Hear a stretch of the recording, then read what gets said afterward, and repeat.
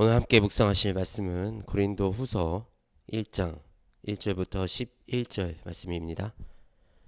하나님의 뜻으로 말미암아 그리스도 예수의 사도가 된 바울과 형제 디모데는 고린도에 있는 하나님의 교회와 또 온 아가야에 있는 모든 성도에게 하나님 우리 아버지와 주 예수 그리스도로부터 은혜와 평강이 있기를 원하노라.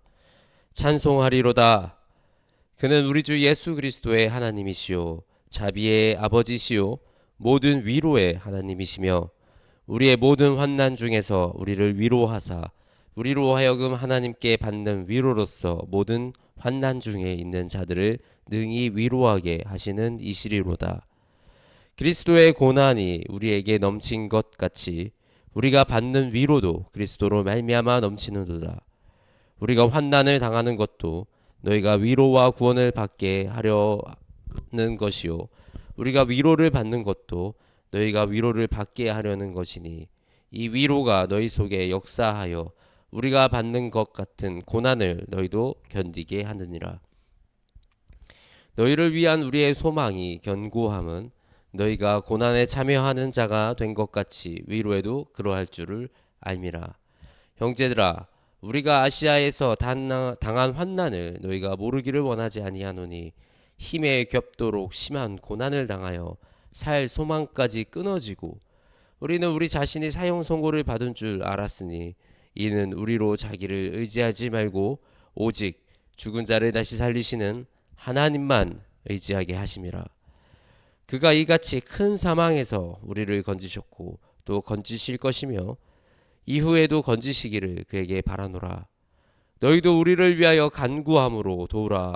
이는 우리가 많은 사람의 기도로 얻은 은사로 말미암아 많은 사람이 우리를 위하여 감사하게 하려 함이라. 아멘.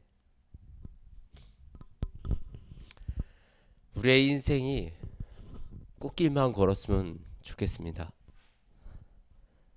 환난 받지 않고 고난 받지 않고 우리가 그런 인생을 살아갔으면 좋겠습니다. 그런데 오늘 바울은 우리에게 환난을 모르기를 원하지 아니한다고 말하고 있습니다. 이 환난을 왜 겪어야 하는 것일까요? 성경에서 등장하는 인물 중에서 이 하나님이 사용하신 이 사람들은 공통점이 있어요. 그들은 모두 환난을 지나갔다라는 사실입니다. 이 이스라엘 백성들이 광야를 지나갔어요. 이 광야가 이스라엘 백성들에게는 큰 환난의 시간이었죠. 근데 우리 야곱은 형 에서의 그 장자권을 취한 이후에 고난이 시작이 됐죠. 도망 다니고 삼촌 라반의 집에서 오랫동안 노예처럼 일을 하게 되고 우리 요셉도 형들한테 팔려서 이집트로 가서 감옥에 갇히기도 하고 여러 가지 이런 환난을 겪습니다. 다윗도 그러했고 다니엘도 그러했습니다. 이 하나님이 사용하는 사람들은 모두 이 환난의 시간을 지나가게 됩니다. 그리고 이 환난의 시간을 통하여 하나님은 이 믿음의 사람들을 세워 나갑니다. 나를 의지하는 것이 아니라 이 죽은 자를 다시 살리시는 하나님을 의지하는 그 법을 배우게 되는 것입니다. 우리가 이 풍요롭고 우리 삶에 부족함이 없이 살아갈 때 우리가 하나님을 느끼고 경험하기가 참 어렵습니다. 그런데 우리 삶에 어떤 환난이 닥치고 또 어떤 결핍이 드러날 때 그때 우리는 그 결핍을 통해서 그 환난을 통해서 살아계신 하나님을 만나고 경험하게 됩니다.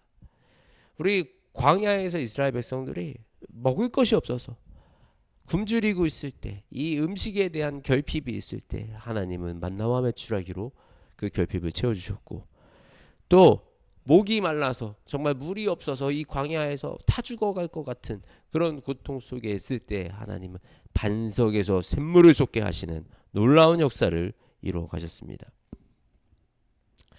하나님의 은혜는 하나님은 늘 우리와 함께 계시는데 우리가 풍요하고 우리가 결핍이 없을 때 우리가 하나님을 바라보지 못한다는 것입니다.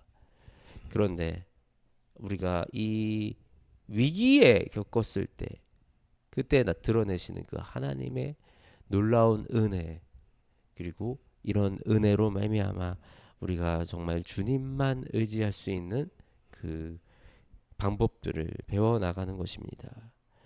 이 죽음의 위기에 놓여있던 사도 바울이 그 소요 속에서 무사히 이게 빠져나오고 또 이 상소를 통하여 로마까지 올라가고, 그래서 로마 가이사 황제 앞에 서가지고 복음을 전할 수 있는 그런 기회들이 열어지게 되고, 이런 일들은 인간의 어떤 치밀한 계획이나 어떤 이런 것들로 절대 불가능한 일들입니다.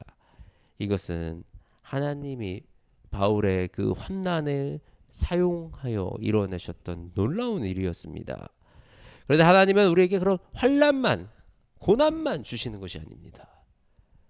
우리가 그 고난을 겪고 있을 때 하나님은 더 큰 위로로 우리를 그 고난을 이겨내고 고난을 견디어낼 수 있도록 하시는 분이십니다. 이 하나님이 주시는 이 큰 위로, 하나님이 주시는 놀라운 위로, 우리가 이 환난을 안 받게끔, 아예 환난을 아예 안 주시고 그냥 환난을 받을 때 얼른 환난에서 싹 건져주시면 너무 좋겠지만, 하나님의 일하셨던 방식은 우리가 그 환난을 이기도록 하시는 것입니다. 우리가 그 환난을 이김으로 인하여 그 환난을 두려워하지 아니하고 그 환난 속에서도 주님을 바라보고 주님을 신뢰하고 하나님이 주시는 그 위로와 하나님이 주시는 그 능력을 경험하기 원하시는 분이 우리 하나님이십니다. 우리의 삶 속에 어떤 위기가 있으십니까? 고난이 있으십니까? 어려움이 있으십니까? 문제보다 더 크신 하나님을 바라보시기 원합니다.